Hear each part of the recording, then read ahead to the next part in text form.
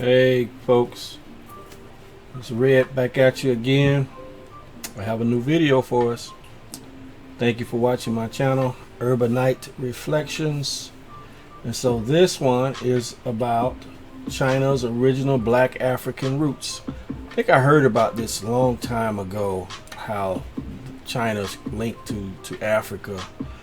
So it's about 10 minutes, 50 seconds long. This is brought to you by Black Excellence Abundance. I'm not familiar with this channel, but it looks like they have good content.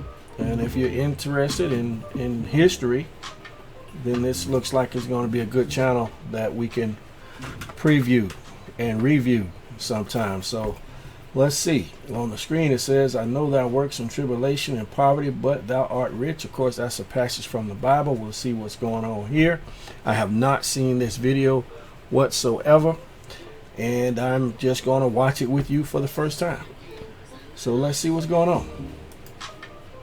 I know thy works, and tribulation, and poverty, but thou art rich.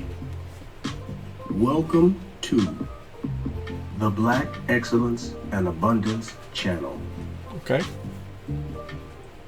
In 1998, the proceedings of the National Academy of Science concluded a study by the Chinese Human Genome Diversity Project and made public their findings, which stated that most of the population of modern China, 1/5 of all the people living today, owes its genetic origins to Africa.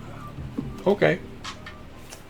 The study was the result of a consortium of... We could probably say that about everybody though, can't we? I mean, if you believe true historical accounts, we all are related. I mean, whether you want to be related to other folks or not, it's really not up to us. It's not our opinion that matters, but it's the fact. I mean, you look at consanguinity, I mean, bloodlines, we are all related, period, end of story. Especially if you believe in Adam and Eve. How can we not all be related? Food for thought. Several leading research groups in the People's Republic of China, in combination with the Human Genetics Center at the University of Texas Health Center in Houston, Texas.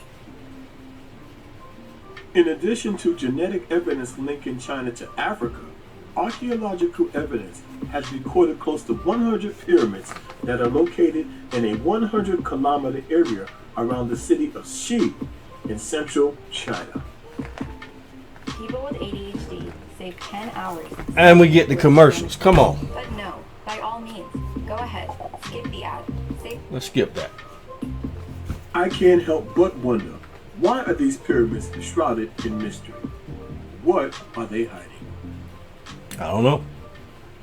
This site is also well known as the location of the famous life-size terracotta warriors. I heard about them. Further Yep. study of this history and art of the Shang and the Shang Dynasties in China will reveal even more African influence.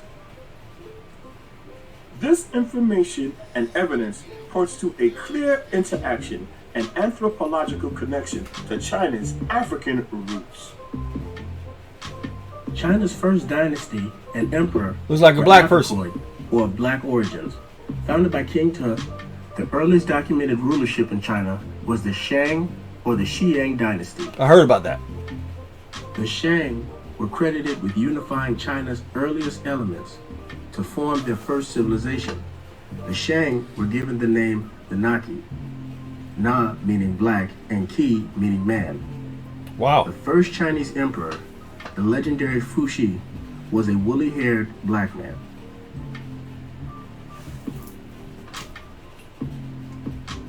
Among his credits are establishing government and originating social institutions, as well as cultural inventions. He is said to be the originator of the I Ching, the Book of Change.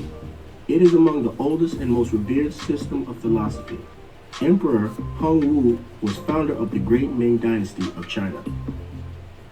He was African, Sudanese, and Mongolian descent, and was also a Muslim. The skills that set the foundation for Shaolin Kung Fu descend from India and Africoid origins. Even in the White Garment Hall of the Shaolin Monastery in Hunan, province of China, there are 12-foot-long paintings of Chinese and Africoid Look at that. Shaolin monks training boxing skills together. Look at that. Those are two distinct people, two distinct shades of skin. Interesting. Although not promoted and somewhat hidden, it shows striking evidence of the deep interrelation of Africa, the martial arts, and Asia. There have been efforts made to cover up the facts. Of course. Even the original Chinese, called Li Min, and the Ainu of Japan were Africans. Also, there are books written to prove this fact. Such as The African Presence in Early Asia, authors Dr. Ivan van Sertima and Runoko Rashidi, and African Star Over Asia, The Black Presence in the Early East by Runoko Rashidi, and there are many others. China's first dynasty and emperor, That's- founded by King Tang, who was I mean, that right there, that's pretty clear. That's not a white person right there. That's definitely African looking. And look at the neck brace, which is worn by who? Tribes in Africa. See that? black.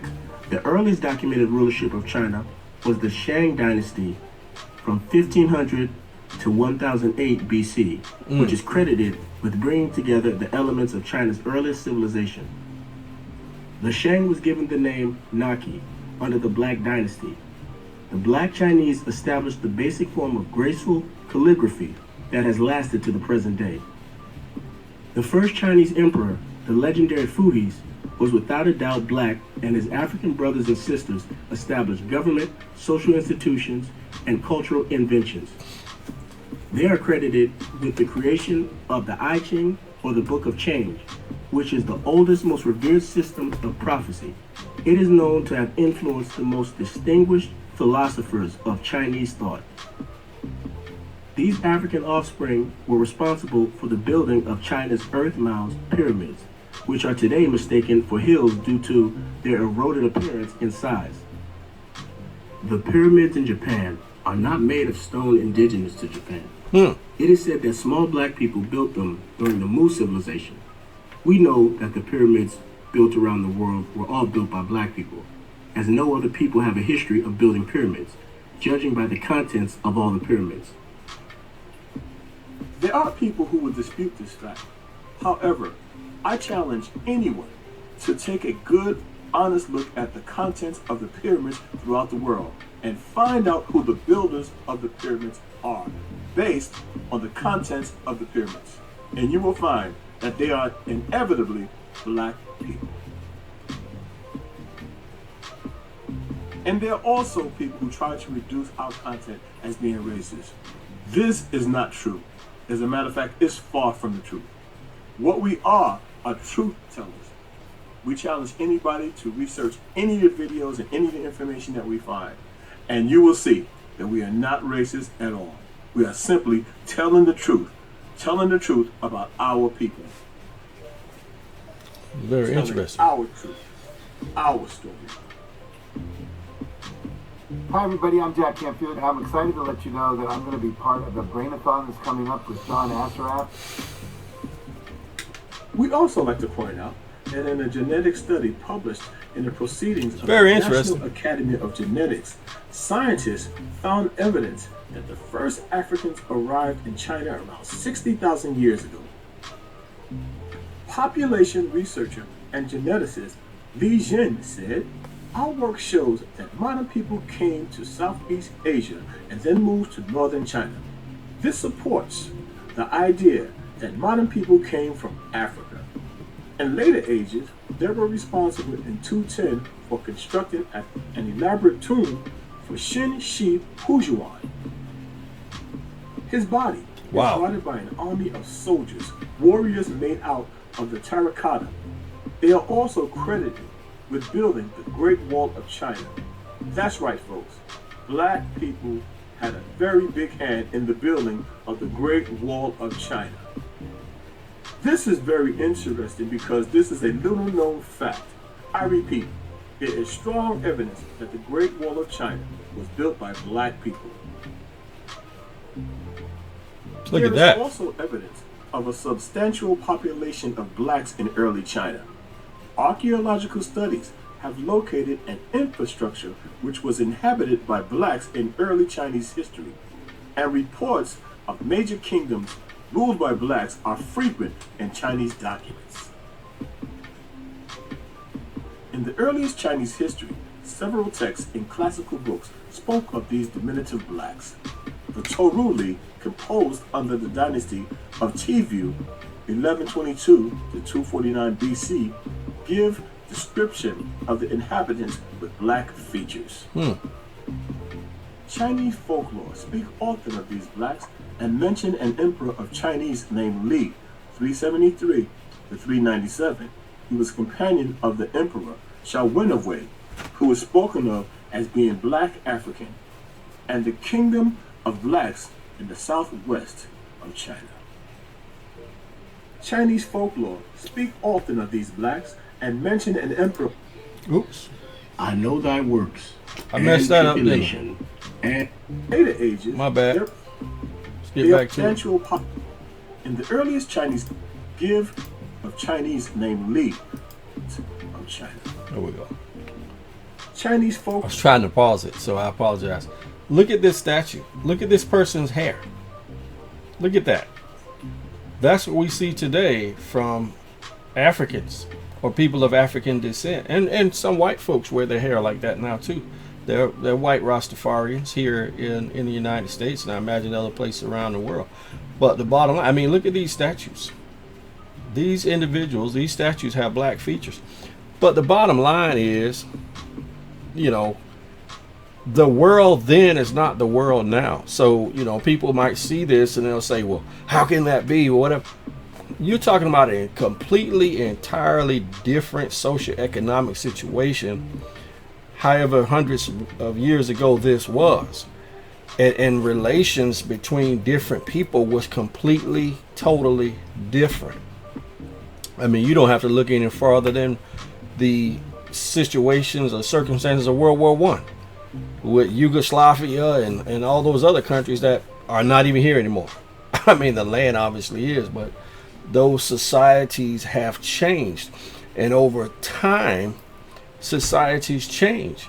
And so, look, there's always an effort to discount anything black.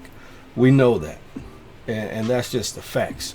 You know, black history, as it were, on a whole, has been changed so many times by people who have conquered different lands. They wrote their own. I mean, if you don't believe me, just visit your own public library and you'll see books and individuals, authors, and investigative journalists who attest to that. I mean, history has been rewritten so many times, it's unbelievable.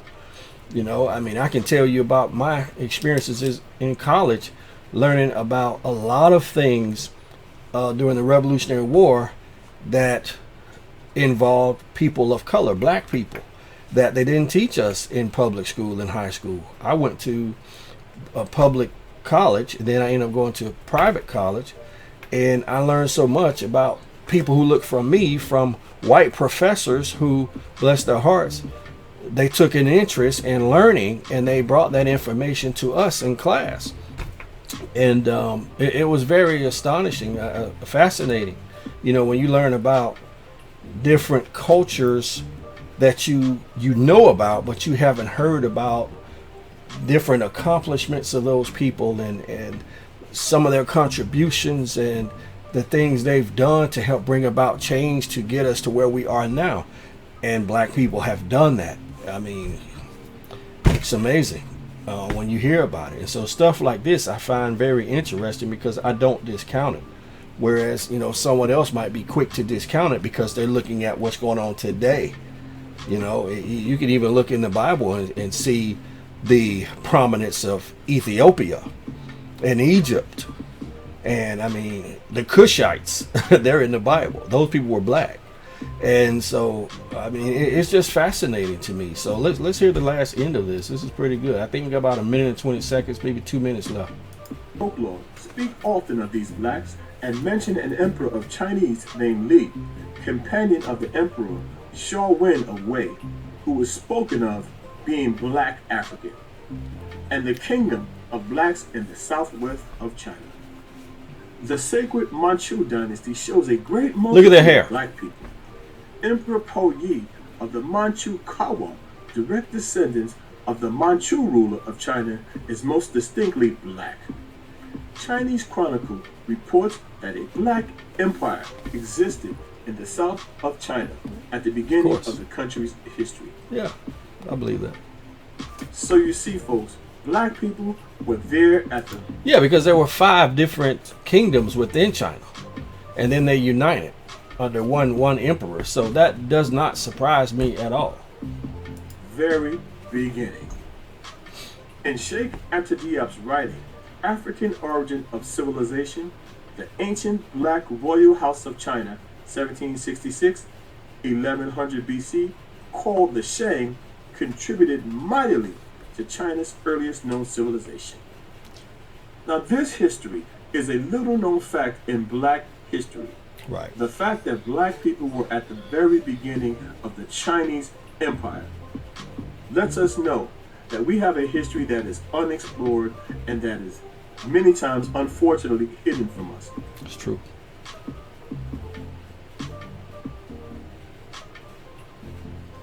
The truth of the matter is we don't need to take a backseat to anybody, because oftentimes you will find that we were there at the very beginning of the establishments of great civilizations.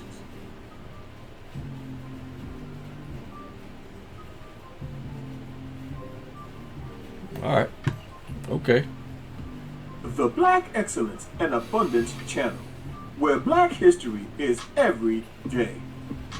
Thanks for watching, and please remember to like, comment, share, and subscribe. I mean, as an urbanite myself, I mean, I enjoy listening to historical channels like this because it gives you a different perspective. It always introduces something new.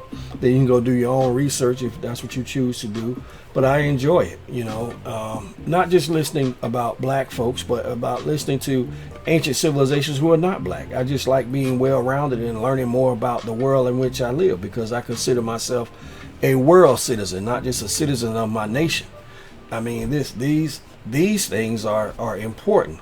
And of course, you know, he mentioned earlier that people think this channel, which is my very first time watching anything on this channel. Actually, forgive me, but I hadn't heard of this channel before, and I haven't subscribed yet, but I will subscribe. Matter of fact, I'll go ahead and subscribe now. But he mentioned about people think they're racist. Why are you racist? Because you bring up issues relating to individuals who were created and who were born here as well as everyone else. Why are you racist? Because you're bringing up history. It's racist to talk about black history? I don't understand that. I don't get that. Why is it not racist to only talk about white history? I mean, why can't we talk about everybody's history and we all learn from each other? I mean, that's my perspective. Is I want to learn about white folks. I want to learn about black folks. I want to learn about Latin folks. I want to learn about Asian people. I want to learn about Indians. I want to learn about everybody because I want to be well-rounded. So why is it racist that other people can talk about their contributions to their race and to their civilizations, but we as a people, we can't? That's racist. That's ridiculous, and that's a false charge. I mean, I have heard that too from people. When you go to talking about black, they'll call you militant. Wrong. You're not militant. You're educated about black things, and when you try to educate some folks who don't want to hear it, they'll call you names or they'll say you're racist, which is ridiculous. I mean, I grew up in the United States, and the first time I heard about black history was about slavery. As if slaves didn't have anything to do from the beginning but be slaves when white folks wanted to enslave my ancestors. That's when we became relevant? Don't think so. I mean, if you read books, you'll know that even Aristotle and Socrates visited Africa and met with those philosophers from Africa. I mean, that's a fact. Now, I learned that in college. And so, I mean, we've always been here just like everyone else. So I found this very interesting. I found it a really good start for me to watch some things on this channel, and I appreciate these individuals who put this channel together, Black Excellence Abundance. Shout out to you guys. If you ever watch my video, not sure that you would, but hey, if you do, I appreciate your channel. And so hey, that was good. And I'm gonna be watching some more of this on Urbanite Reflections. And so if you guys have suggestions about other civilizations, doesn't have to be black, but if you do have other suggestions, I like to watch those as well, because like I said, there's no substitute for education. No substitute. Think about it. You don't pay your car note, they'll take your car. You don't pay your house note, you lose your house. You don't treat your spouse right, you can lose that too. Lose them too. But you know what you can't lose? Your education. You can't lose that. So let's get more of it, right? So Urbanite Reflections is about bringing to you news, history, talking about some social issues. And so this is one of my channels, and that I'll be bringing you things like this. And then of course I have another channel where we just talk about Christianity and the Word of God, and that's Elisha Power Ministries. You probably see my banner up on the wall, Elisha Power Ministries. That's a ministry I'm a part of, and so I really enjoy that too. And so, you know, if we're going to be world citizens, then we need to have information where we can change the world in a positive way.